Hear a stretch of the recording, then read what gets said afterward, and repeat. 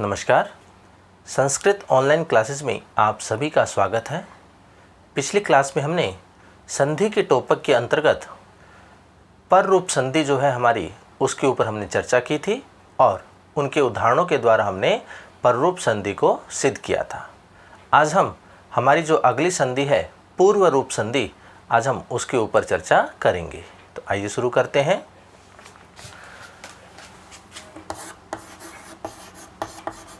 पूर्व रूप संधि।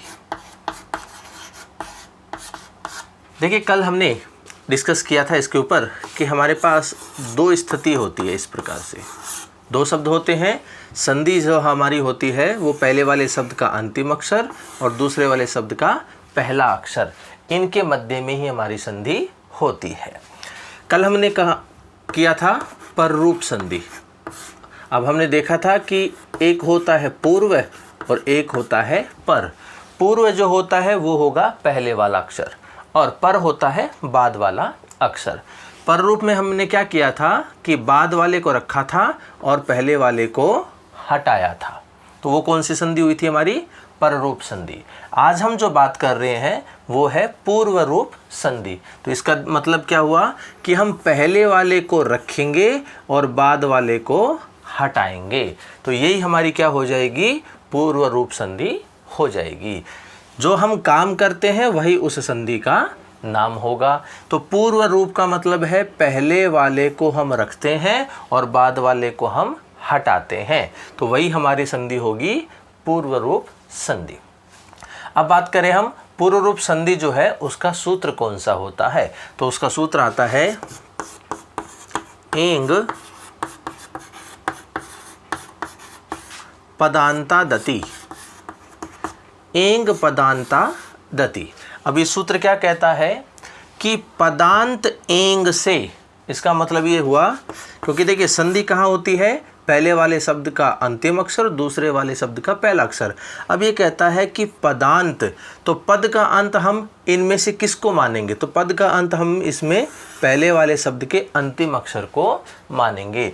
अगर हम यहाँ मानते हैं तो यहाँ तो फिर हमारी संधि नहीं होगी। इसलिए पदांत हम किस वर्ण को मानेंगे? पहले वाले शब्द का अंतिम अक्षर जो होता है।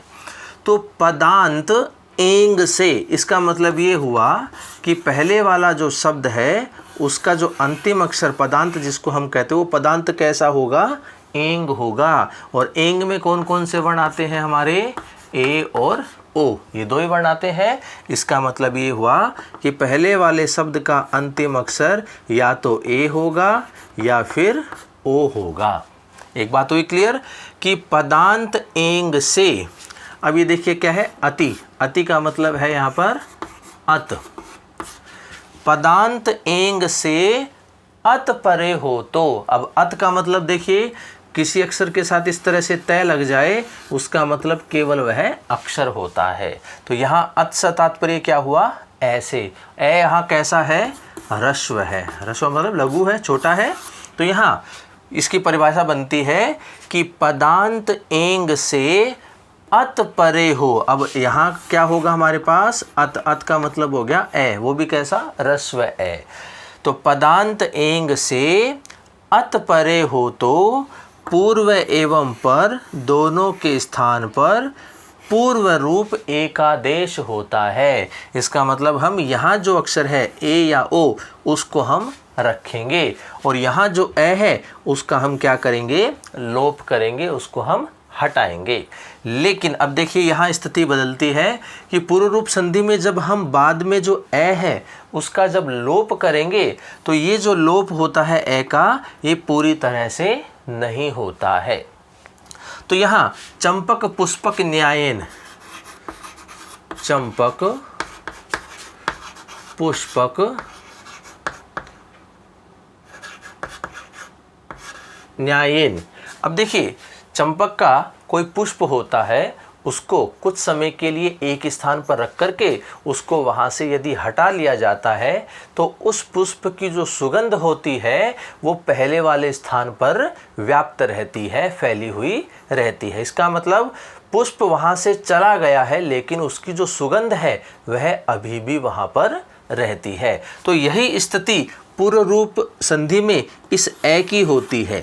जब ए का हम यहाँ लोप करते हैं, इसको जब हम हटाते हैं तो ये पूरी तरह से लोप नहीं होता है, इसकी छाया प्रति यहाँ पर रहती है। इसकी जो छाया प्रति है, छाया प्रति को हम क्या कहते हैं? अवग्रह कहते हैं। क्या कहते हैं इसको? अवग्रह। तो ये जो ए है वो किस में बदल जाएगा? अवग्रह में बदल जाएगा। यहाँ पर ए पूरी तरह से नहीं हटता है, उसका लोप पूरी तरह से नहीं होता है, ये किस रूप में रह जाता है? अवग्रह के रूप में रह जाता है। हम इसकी सुगंध इसको बोल दें, इसका छाया भाग हम इसको बोल दें, है ना, तो ये किस में बदल जाएगा? अवग्रह में बदल जाएगा। अवग्रह को हम कैसे दिखाते हैं? इस प्रकार एस से दिखाते हैं, ठीक है ना। अब स्थिति क्या होगी? ऐसी दो हमारे पास दो शब्द होंगे, पहले वाले शब्द के अंत में ए या ओ होगा, उसके बाद में हमारे पास ए होगा। इन दोनों में से हम पहले वाले ए या ओ को रखेंगे और इस ए के स्थान पर क्या कर देंगे? अवग्रह कर देंगे और आपस में वर्णों का सम्मेलन कर देंगे और हमारा शब्द का निर्माण हो जाएगा। तो यही जो है हमारा सूत्र एंग पदांता दति, कि पदांत एंग से अत का मतलब हो गया ह्रस्व ए परे हो तो पूर्व एवं पर दोनों के स्थान पर पूर्व रूप एक आदेश होता है। यही है हमारी पूर्व रूप संधि। तो ये जो हमारा नियम है, इस नियम के आधार पर हम कुछ उदाहरण करते हैं और इस पूर्व रूप संधि को अच्छे से समझते हैं। तो आइए शुरू करें, उदाहरणों के द्वारा हम इसको समझते हैं।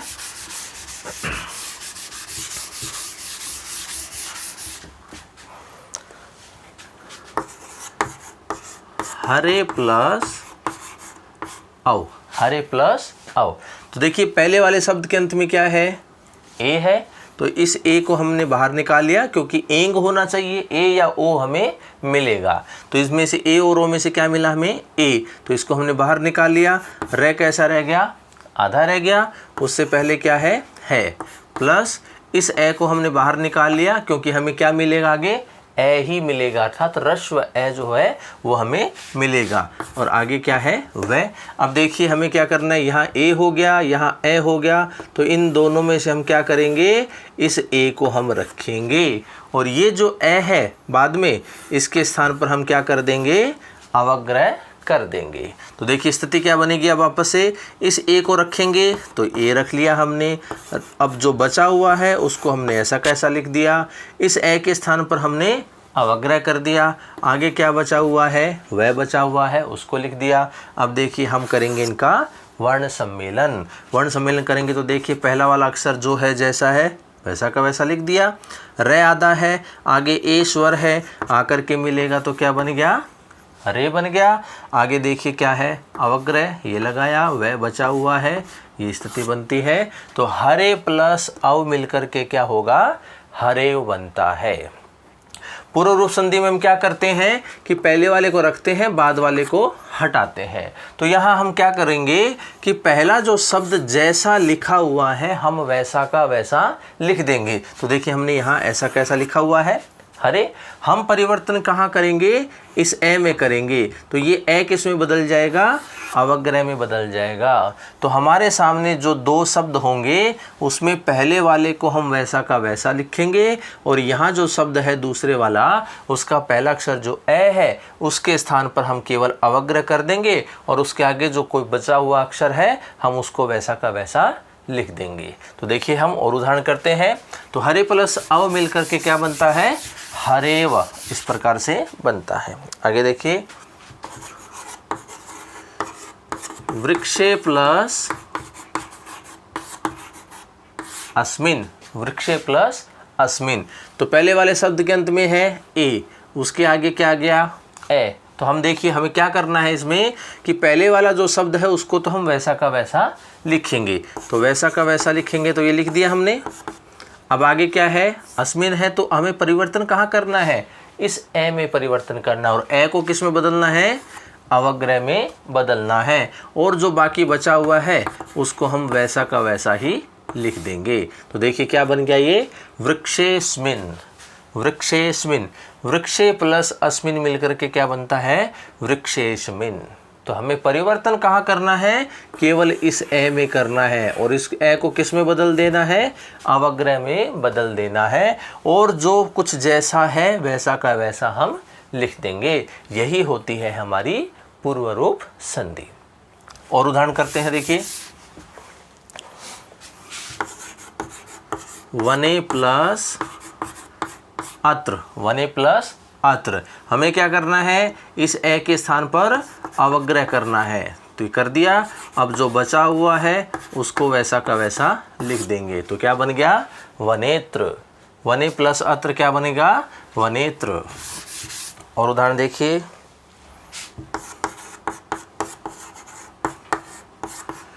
लोको प्लस अयम, लोको प्लस अयम।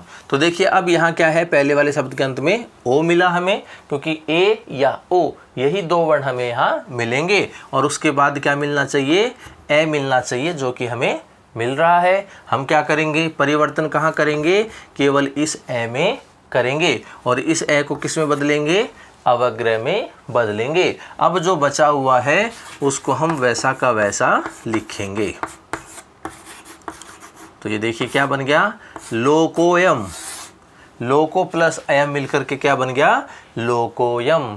परिवर्तन केवल ए के स्थान पर अवग्रह हमें करना है और जो कुछ जैसा है वैसा का वैसा हमें लिखना है। बालो प्लस एवदत, बालो प्लस एवदत। अब ये क्या बन जाएगा, परिवर्तन केवल ए के स्थान पर अवग्रह और जो कुछ जैसा है वैसा का वैसा हमें लिखना होता है। तो देखिए बन गया बालो वदत। बालो प्लस एवदत, बालो वदत, इस प्रकार से शब्द बन गया हमारा। और उदाहरण देखिए,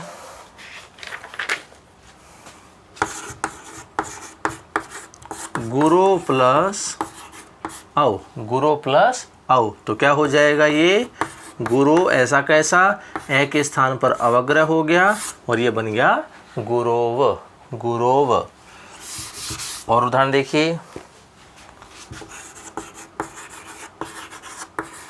अमुके प्लस अत्र, अमुके प्लस अत्र। तो पहले वाले शब्द के अंत में हमें ए मिला, आगे हमें ए मिला, तो हम क्या करेंगे, पूर्व रूप संधि में इस ए के स्थान पर अवग्रह कर देंगे और जो बाकी बचा हुआ अक्षर है उनको हम वैसा का वैसा लिखेंगे।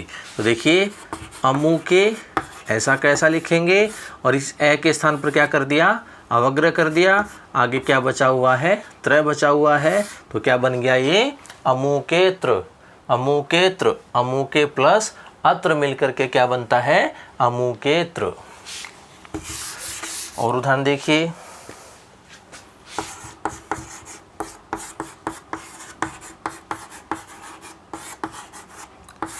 रामे प्लस अस्मिन, रामे प्लस अस्मिन।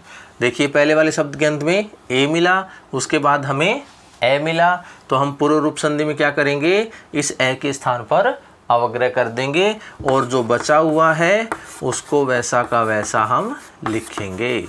तो देखिए ये स्थिति क्या बन गई, रामेस्मिन। रामे प्लस अस्मिन मिलकर के क्या हो गया, रामेस्मिन। इस प्रकार से शब्द हमारा बना। और देखिए उदाहरण,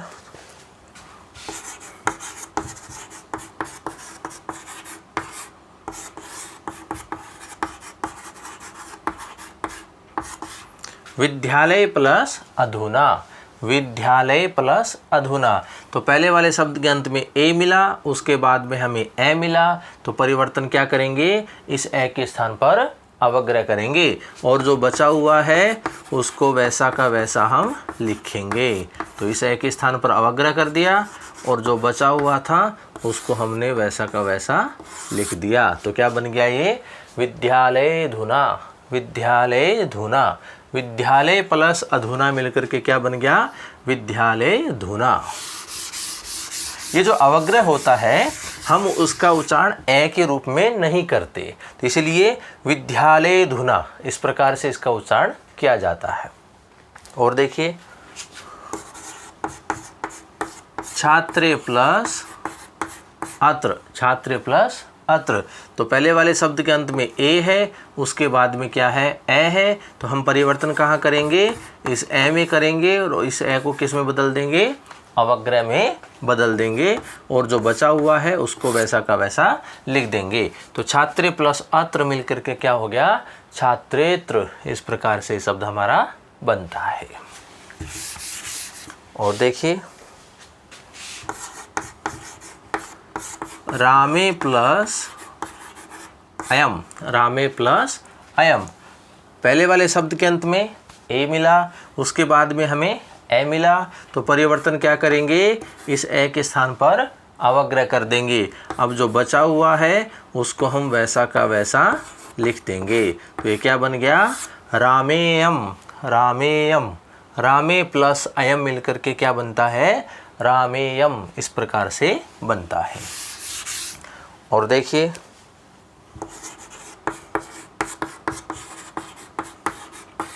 को प्लस अपि। तो पहले वाले शब्द के अंत में क्या है, ओ है, उसके बाद में क्या आया, ए आया है। तो पूर्व रूप संधि के नियम के अनुसार हम क्या करेंगे, इस ए के स्थान पर अवग्रह करेंगे और जो बचा हुआ है उसको वैसा का वैसा लिख देंगे। तो ये क्या बन गया, कोपी। को प्लस अपि बराबर क्या हो गया हमारा, कोपी। इस प्रकार से शब्द हमारा बना। एक और देख लीजिए,